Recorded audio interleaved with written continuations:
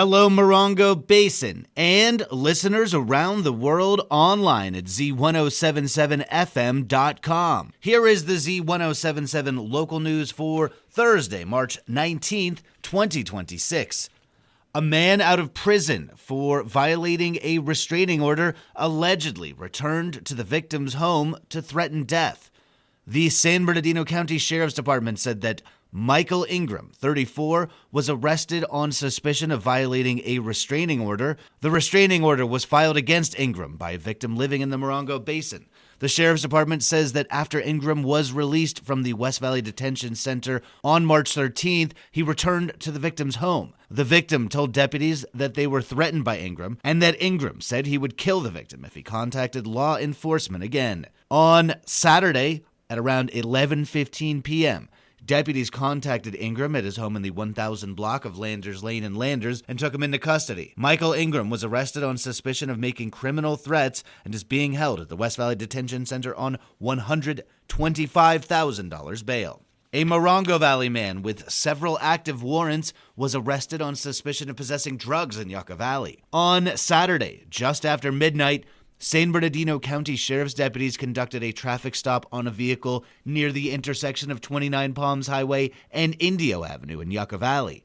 Deputies said that the vehicle had multiple code violations and identified the driver as Brian Kelber, a 55-year-old resident of Morongo Valley. Deputies determined that Kelber had 3 active warrants for his arrest, mostly related to drug charges. Deputies say their search of the vehicle recovered multiple bags of suspected methamphetamine, heroin, psilocybin mushrooms, unidentified pills, and drug paraphernalia. Kelber was taken into custody.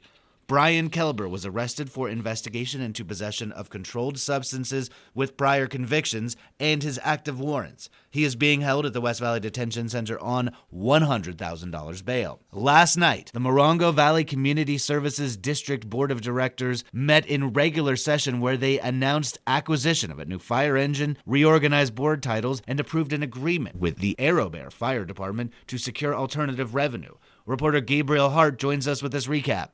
In the wake of new board director Randy Wilson being voted in last month, a reorganization took place. Wilson will take over as park commissioner, and after a quick vote, the remaining board members retained their seats. Christina Gorky as president, Lance Fisher as vice president, Johnny Tolbert as finance director, and Steve Hayden as fire commissioner. Morongo Valley Fire Chief Catalbiano announced the department would be receiving a new Type 3 fire engine through the Federal Excess Property Program. Since the department's other fire apparatus is still proving irreparable, this comes as perfect timing. Though the new Type 3 will require all new equipment with manageable repairs, Catalbiano says the crew can handle in-house. Chief Catalbiano introduced Arrowbear Lake Fire Chief Paul Lindley for the board to consider a 1-year support agreement with Lindley, where he stated he will help the MVCSD and fire department find alternative revenue sources through grants and other routes outside of bonds, measures, or cap increases. While Lindley would charge the MVCSD $50 an hour at 15 hours a month, potentially totaling $9,000 at the end of the year, he, quote, guaranteed they would see substantial results by December. When I took over about 4 years ago, my annual operating budget was $289,000. My operating budget this year is $738,000, and that's with no additional tax increase or assessments. That's all through alternative revenue sources. And so my goal is to help the chief and the district bring that type of knowledge and education to benefit your community. Coming from AeroBear, we're the same type of community, single station, small staff, limited funds, limited abilities. I guarantee you that by the time we hit December, you guys are gonna see that already in your accounts through the agreements and everything else we're gonna get your department involved in to ensure that you have a steady revenue flow.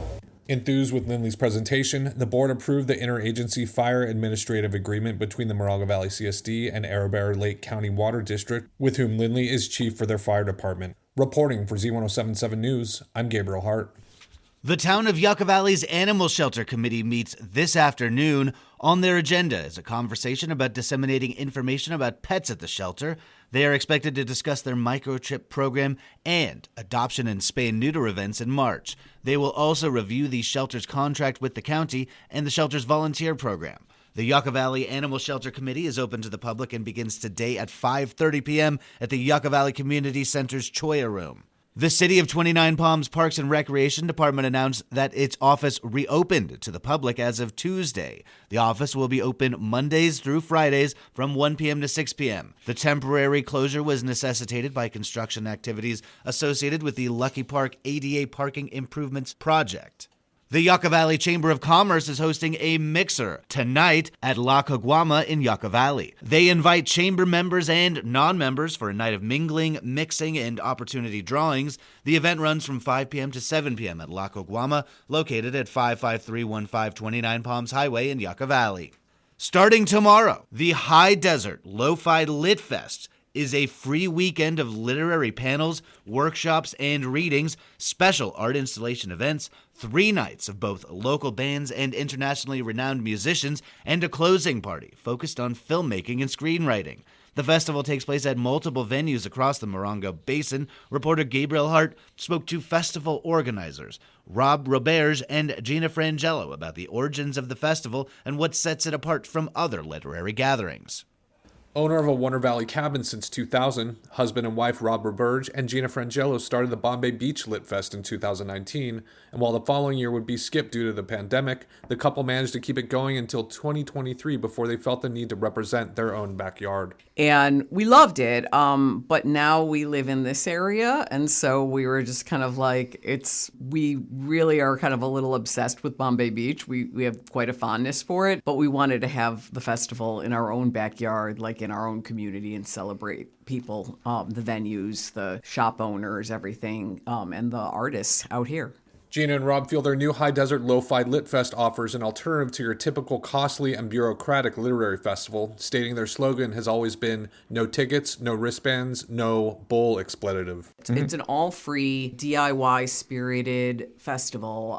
It has a very punk ethos. All the volunteers are unpaid. All the the people who come out and participate are unpaid. So, people like, Mike Watt, are coming and playing for free. And all access, anybody can come. You don't have to reserve. So we thought of it as really like a very approachable festival, kind of an antidote to some of the really big, high-ticket, kind of more elite festivals in this particular area. And that was kind of why we wanted to do it, is just to have a big gathering of writers and musicians and people who dig writers and musicians all in one place for community, but not for profit. While the fest will be spanning the whole Morongo Basin along the 62, the fest was a recipient of a smaller support grant from the 29 Palms Tourism Business Improvement District, with Corner 62 being one of the many venues along with the Palms in Wonder Valley, the Z Club in Joshua Tree, and Mojave Gold in Yucca Valley. The fest will feature workshops and panel discussions on noir fiction, writing sex and desire, banned books, travel and music writing, and filmmaking. Featured writers include Todd Goldberg, Jim Ruland, Susan Rukeyser, Rachel Resnick, Ivy Pecota, Ben Schaefer, Ruth Nolan, Annie Knoll, and much, much more. Musical acts include the Sibleys, Psychedelic Furs guitarist and very, very shop owner Rich Good, San Pedro punk veteran Mike Watt, and the debut of Gina and Rob's group, the Hitchcock Brunettes. We get a lot of garage, psychedelia, melodic, velvet, underground. So, a typically derivative garage band. We write all our own stuff, Rob and I. We collaborate, and it's really fun.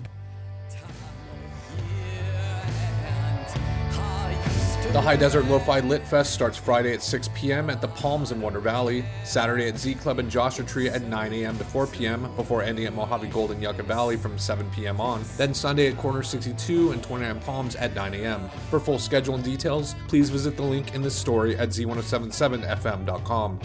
Reporting for Z107.7 News, I'm Gabriel Hart. Tomorrow is the first day of spring, and as springtime arrives, so does increased visitation to Joshua Tree National Park. On tomorrow's Z107.7 Up Close show, host Gary Dignot will talk with local guides Travis Pugliosi and Heather Clisby from Wandering Mojave Hiking Services about what to expect in the park, a review of park rules and restrictions, and some cool ways to experience this national treasure. It's all about springtime in the park on the Z107.7 Up Close show tomorrow at 10 a.m. And finally, the 29 Palms High School boys varsity tennis team hosted Coachella Valley High School on Tuesday. The Wildcats won a tough match with a final score of 10-8. The Wildcats travel to Coachella today. That's our local news. Hear local news 7 times a day, 7 days a week at 7, 8, 9, noon, 4, 5, and 6. Reporting for the Morongo Basin News Leader, the award-winning Z107.7 Local News, I'm News Director Jeff Harmatz.